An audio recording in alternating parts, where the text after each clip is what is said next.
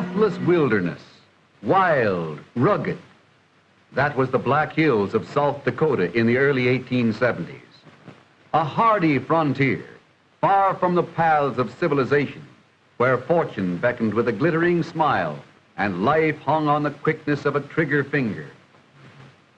There was gold in them thar hills, gold at Spring Creek, gold at Crook City, gold at Central City, gold on the mountains, in the rivers, and in the dark depths far below the surface of the earth.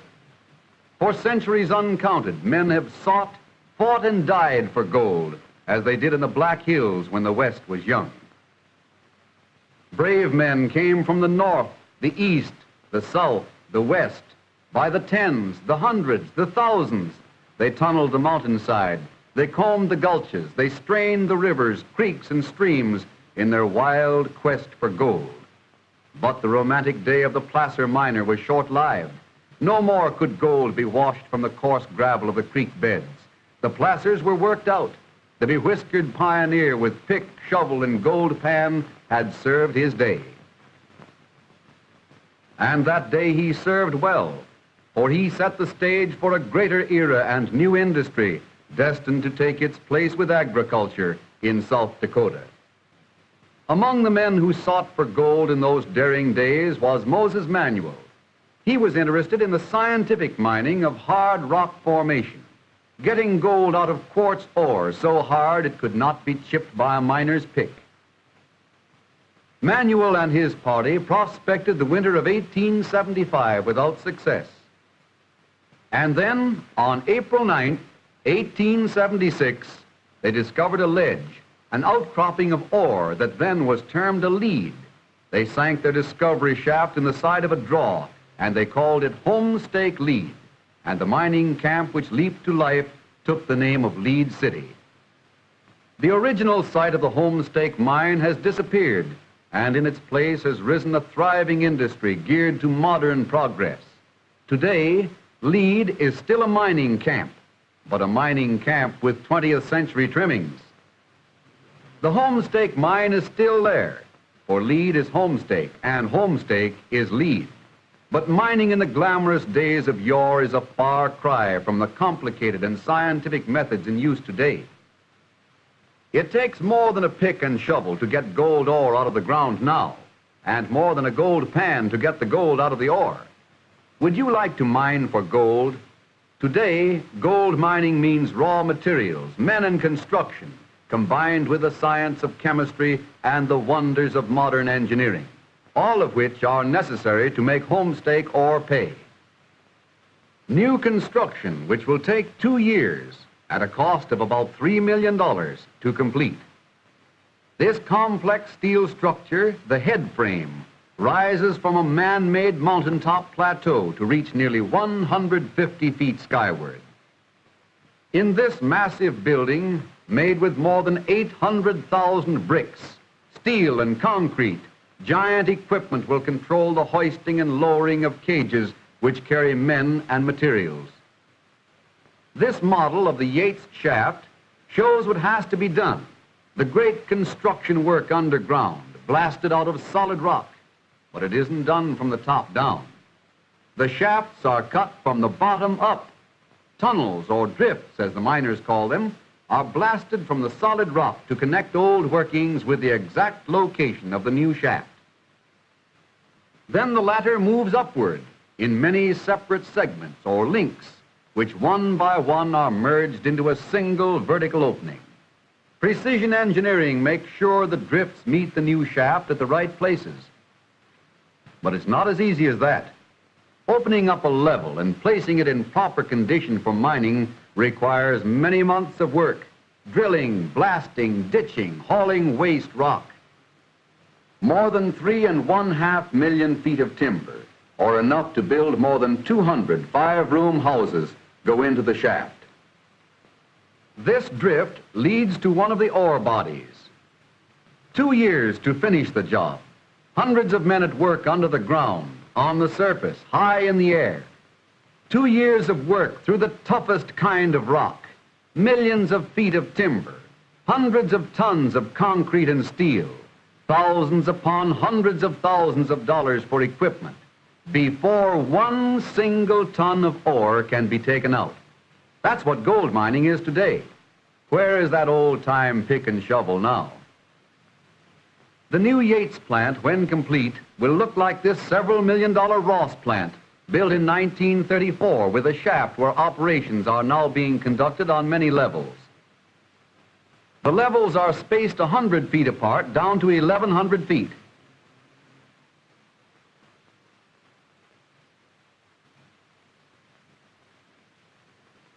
Then 150 feet apart to the bottom of the mine. Now we're after gold. Down we go. 8-1. 8-1.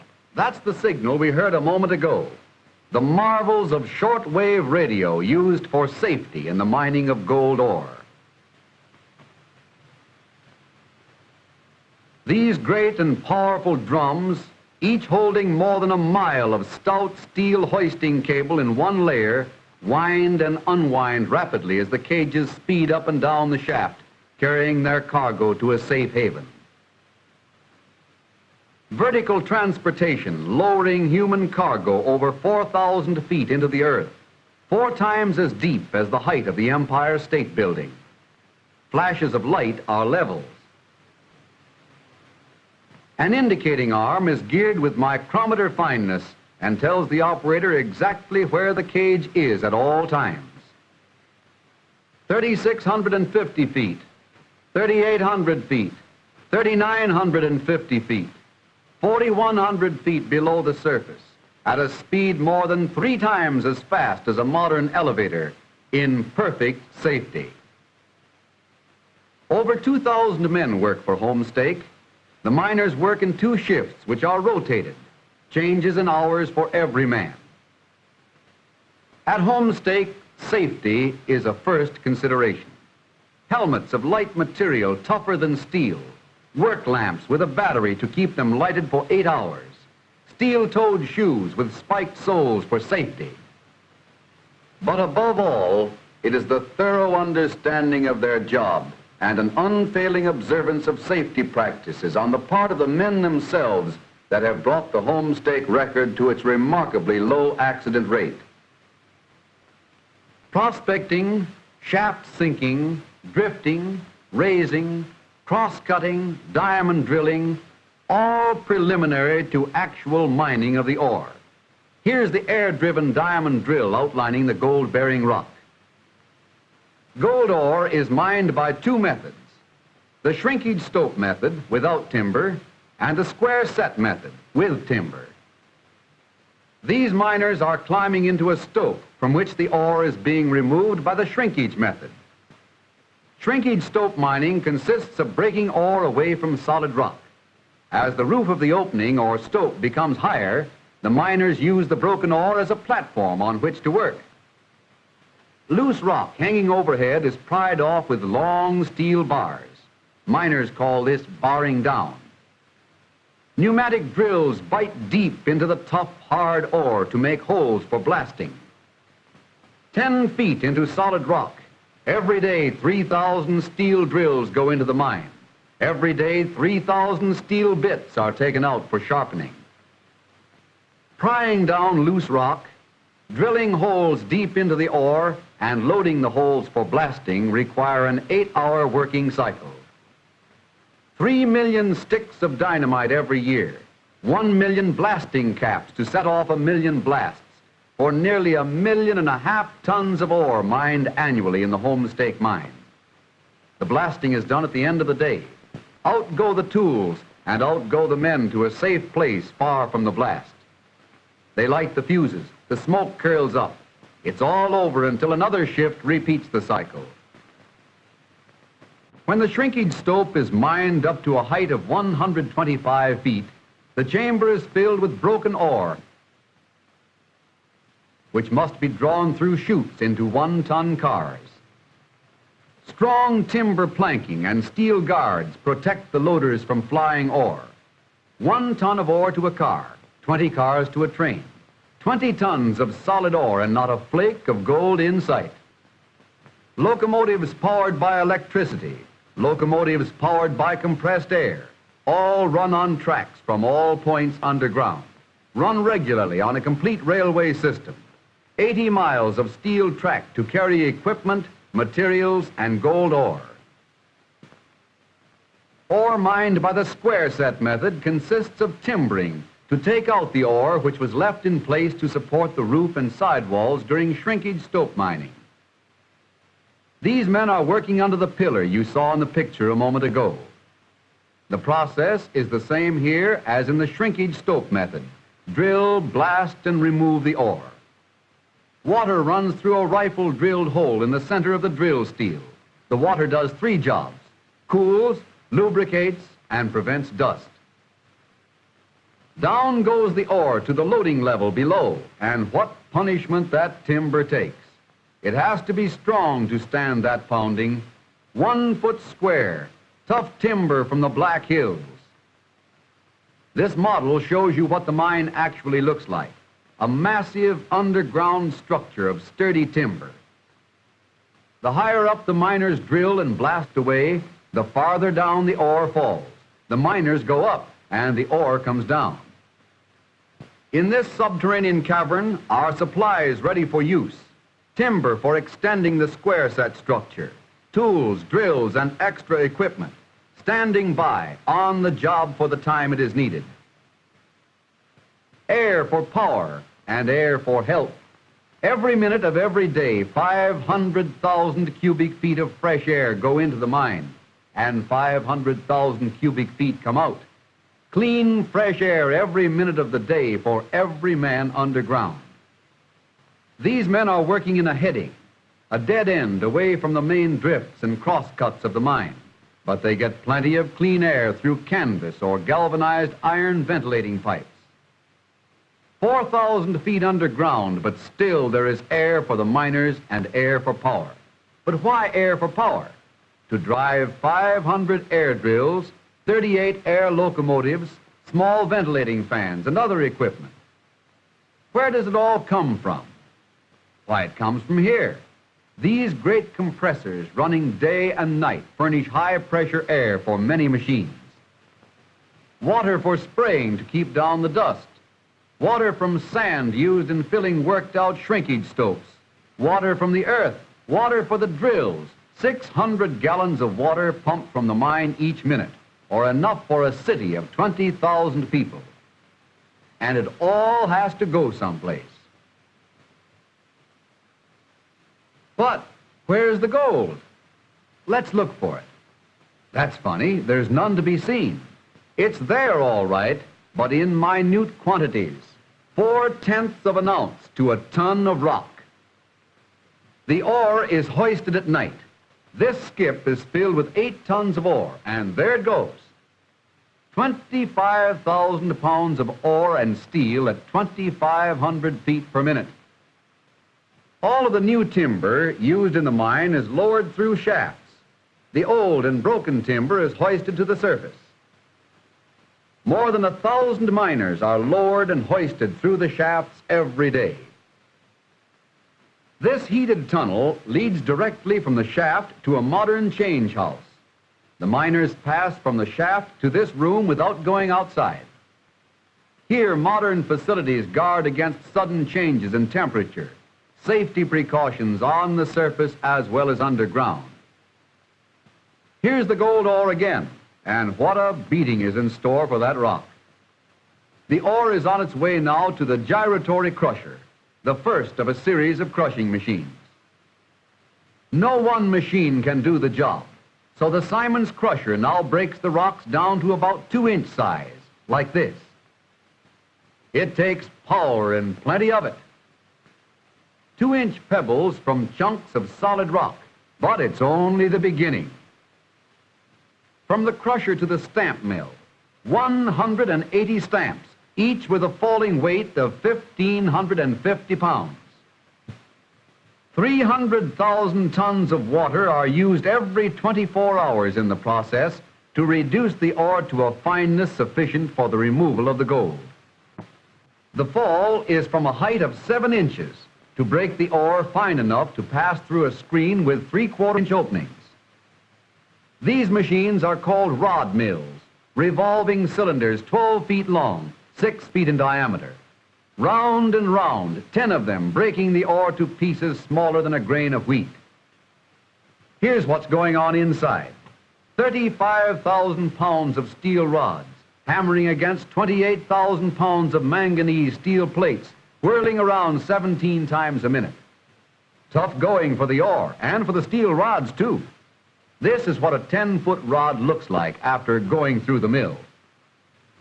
In the rod mill, much of the ore is ground fine enough and requires no further grinding. And this machine, called a classifier, floats the fine ore out and sends it on its way. Periodically, a measured quantity of quicksilver is fed into the mills. This laboratory demonstration shows what takes place in the rod mill.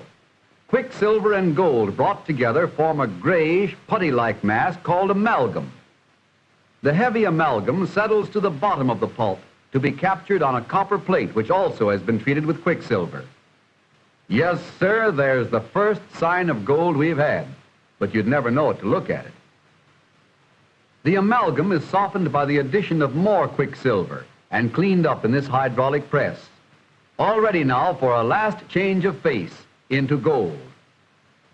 The crushed ore is now leaving the rod mills on its way to the ball mills, where 2-inch balls pound and grind and pound the ore so fine that 2/3 will pass through a 200 mesh screen. How fine is that? A square inch with 40,000 openings through which the sand must pass. The heavy material on the right is a sifting cloth, used in flour mills to sift flour. Fine enough for flour, but it can't compare with the even finer mesh used in sifting the mill sand. These classifiers separate the sandy part of the ore from the overflowing slime.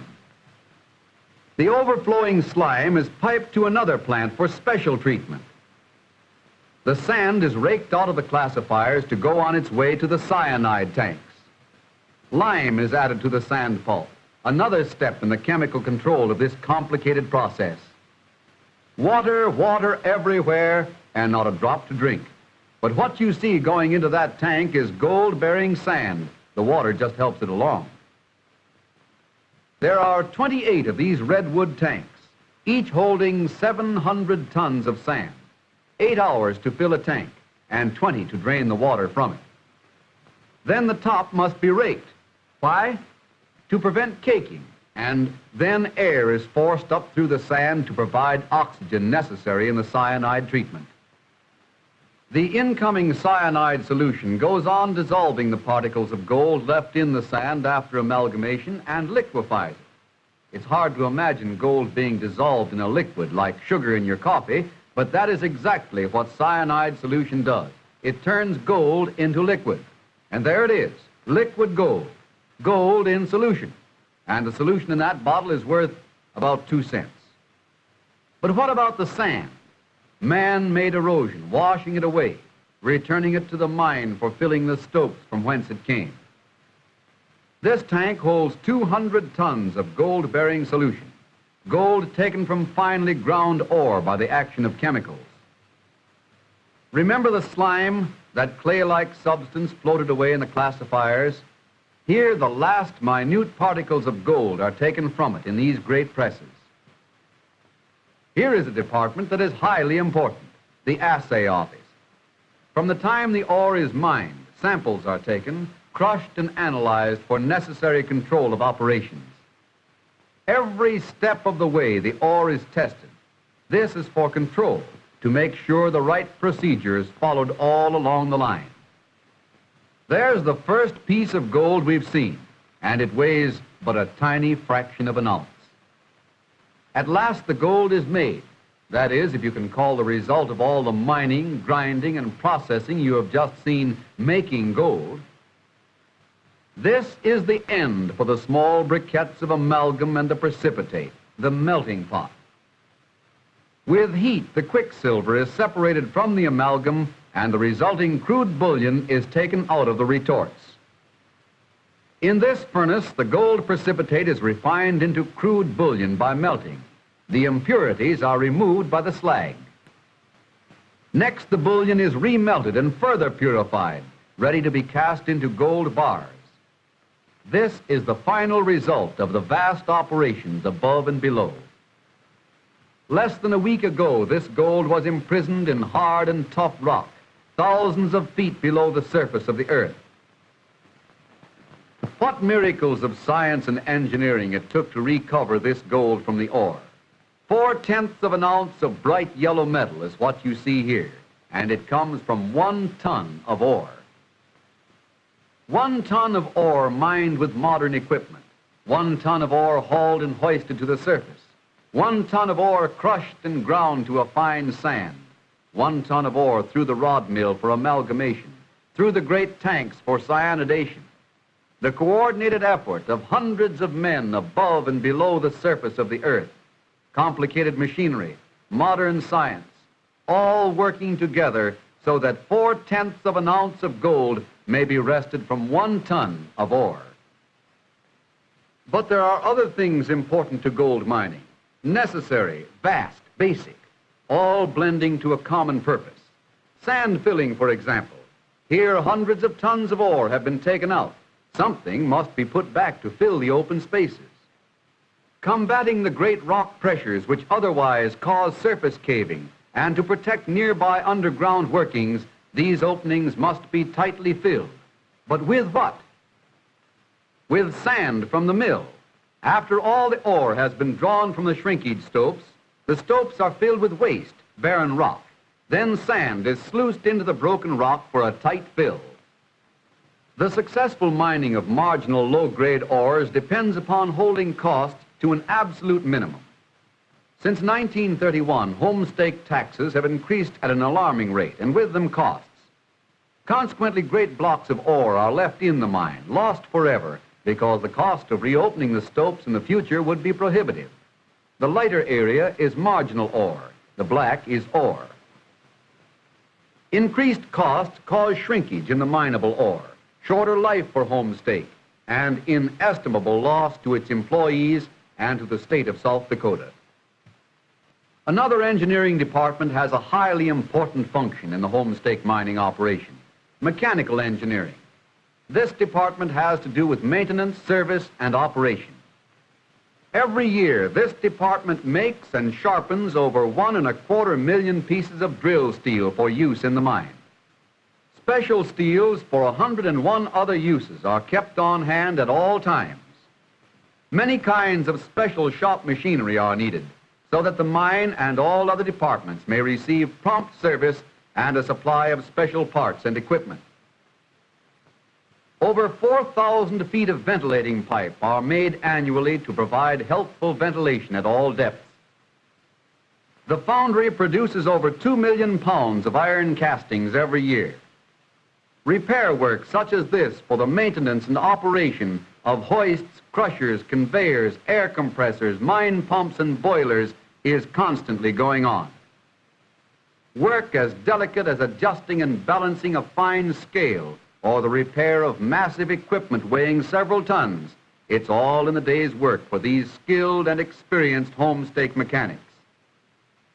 Here at the Homestake Coal Deposit, the mining of coal goes on spring, summer, fall, and winter.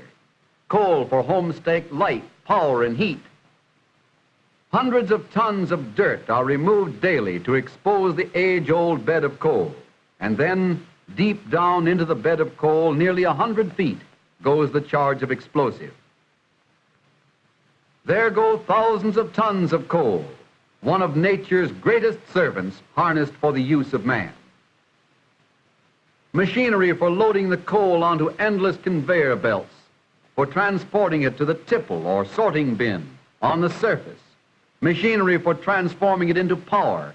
Every day, 350 tons of coal roll out of the mine and into the chutes. Coal for light, power, and heat. Coal for the Kirk power plant at Homestake. Coal to turn the wheels of industry. Everything completely automatic, clean and efficient. Distilled water is used in the boilers to protect them against corrosion. Here it is made, 20,000 electrical horsepower, and distributed for heat, power, and light at Homestake. Water trickling down from the Black Hills is piped over the mountains, through miles of tunnels to the surge tanks where imprisoned air is freed from it, to drop nearly 700 feet below into one of Homestake's hydroelectric plants. 59 million kilowatts each year from hydro plants and steam, enough to light all of South Dakota's cities, all used in her great industry, the mining of gold. New construction and improvements at Homestake require tens of thousands of sacks of cement, all of which come from South Dakota's Rapid City Cement Plant. Crushed rock in great quantities to keep pace with the company's needs. This is all supplied by the Lead City Crushing Plant. Bricks, hundreds of thousands of them for Homestake and for South Dakota, are made by private enterprise at nearby Belle Fourche. South Dakota raw materials for new construction. South Dakota raw materials for a great South Dakota enterprise. More raw material in the towering forests. These giants of nature are the backbone of the mining industry. Timber.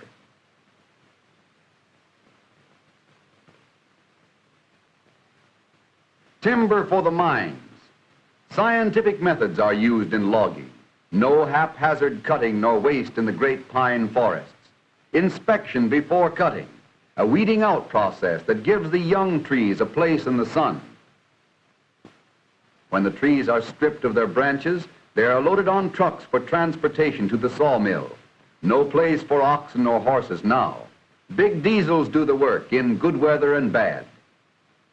This big fellow is going to the mines, out of the ground from a tiny seedling to a mighty giant of nature, back to the ground to hold it up as man's great ally in industry. Timber for the mine, and a lot of it. What you see here is about 1 year's supply. All that lumber goes into the Homestake mine in a single year. You might wonder where it all comes from. It all comes from areas like this, but through selective cutting and reforestation, there is no denuding of the forests. Here is a typical reforested area. Yes, there's plenty of timber and plenty of beauty in the Black Hills for the generations of today and the generations of tomorrow. Homestake logging meets high standards of conservation in cutting, thinning, reforestation, and fire prevention. Trained men protect its own holdings and cooperate in emergencies on the public domain. Industry means science, raw materials, men. From the grizzled prospector of yesteryear to the great Homestake organization of today, a pioneer in the mining of gold, yes, but a pioneer in the development of a greater claim, the loyalty and contentment of its employees. Homestake pushes on. This modern hospital, equipped with the finest of medical and surgical apparatus, is not only for the Homestake employee. Here, his family as well receives advice, counsel, treatment, and care from an expert staff of physicians and trained nurses at no expense. A liberal pension system adopted by Homestake in 1917 is an added comfort to those nearing the sunset of life. And for the employees, training in safety, first aid, and mine rescue, an accident rate only 1/2 of that for the American mining industry as a whole. Play, too, is stressed at Homestake, and there's plenty of it for the employees and for all the citizens of Lead. This $300,000 recreation center was erected by the company in 1914 and includes a library with the knowledge of the world compressed into 26,000 volumes. And all this cost the community not 1 cent. These men are veterans, veterans of industry, veterans of Homestake. Every one of them has been employed for 21 years or more. Right now, there are more than 400 members of the Homestake Veterans Association. This venerable gentleman, Mr. William Lang, has worked with Homestake for more than 50 years, just a temporary job. If you're musically inclined, there's the band, and a good one, too. Bass drum, big horns, piccolos, the whole works, and it makes good music. Happiness abounds, and why not? They are happy. happy in the service of a company of which they are a part. Most of the employees of Homestake are homeowners, secure in the knowledge of constant, stable employment, employment which has maintained a steady level through the years, regardless of the trials of the times. That is a basic Homestake policy. Yes, men are the most important thing at Homestake. Men from the north, the east, the south, the west. Men from the South Dakota prairies, men from lands across the sea. Men seeking life, liberty, and the pursuit of happiness under our flag and Constitution. These men know that they are a part of Homestake, a part of an institution that is as much South Dakota as the Black Hills country from which it has grown, a part of the great industries in the state which contribute so many raw materials to the operation of this enterprise. These men know that their success, the security of their families, and the 25,000 people in the great state of South Dakota who are directly or indirectly affected by this industry depend on the success and continuation of this great enterprise.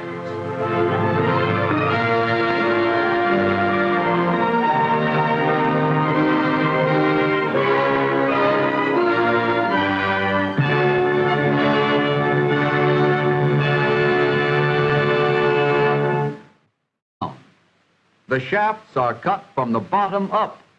Tunnels, or drifts as the miners call them, are blasted from the solid rock to connect old workings with the exact location of the new shaft.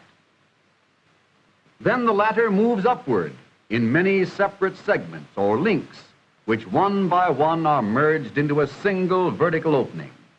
Precision engineering makes sure the drifts meet the new shaft at the right places. But it's not as easy as that. Opening up a level and placing it in proper condition for mining requires many months of work, drilling, blasting, ditching, hauling waste rock. More than 3.5 million feet of timber, or enough to build more than 200 five-room houses, go into the shaft. This drift leads to one of the ore bodies. 2 years to finish the job. Hundreds of men at work under the ground, on the surface, high in the air. 2 years of work through the toughest kind of rock, millions of feet of timber, hundreds of tons of concrete and steel, thousands upon hundreds of thousands of dollars for that was the Black Hills of South Dakota in the early 1870s.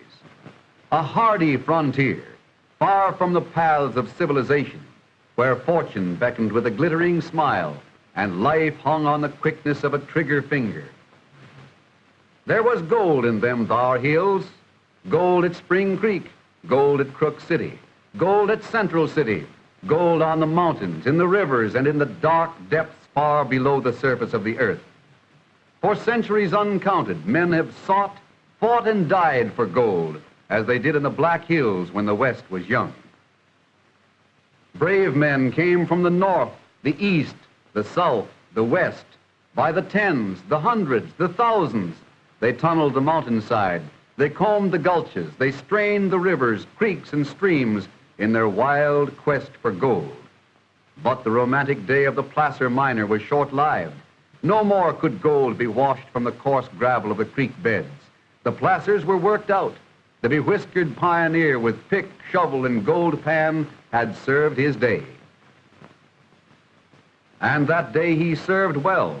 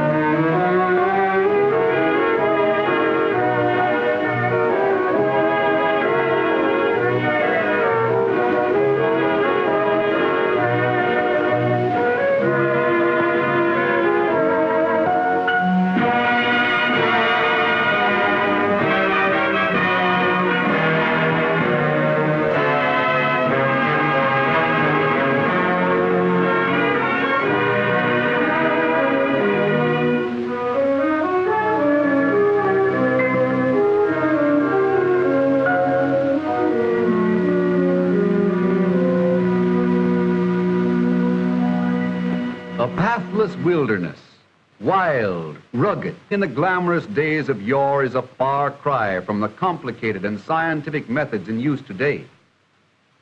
It takes more than a pick and shovel to get gold ore out of the ground now, and more than a gold pan to get the gold out of the ore. Would you like to mine for gold? Today, gold mining means raw materials, men and construction, combined with the science of chemistry and the wonders of modern engineering, all of which are necessary to make homestake ore pay. New construction, which will take 2 years at a cost of about $3 million to complete. This complex steel structure, the head frame, rises from a man-made mountaintop plateau to reach nearly 150 feet skyward. In this massive building, made with more than 800,000 bricks, steel and concrete, giant equipment will control the hoisting and lowering of cages which carry men and materials. This model of the Yates shaft shows what has to be done. The great construction work underground, blasted out of solid rock. But it isn't done from the top down, for he set the stage for a greater era and new industry destined to take its place with agriculture in South Dakota. Among the men who sought for gold in those daring days was Moses Manuel. He was interested in the scientific mining of hard rock formation, getting gold out of quartz ore so hard it could not be chipped by a miner's pick. Manuel and his party prospected the winter of 1875 without success. And then, on April 9th, 1876, they discovered a ledge, an outcropping of ore that then was termed a lead. They sank their discovery shaft in the side of a draw, and they called it Homestake Lead. And the mining camp which leaped to life took the name of Lead City. The original site of the Homestake Mine has disappeared, and in its place has risen a thriving industry geared to modern progress. Today, Lead is still a mining camp, but a mining camp with 20th century trimmings. The Homestake Mine is still there, for Lead is homestake and homestake is Lead. But mining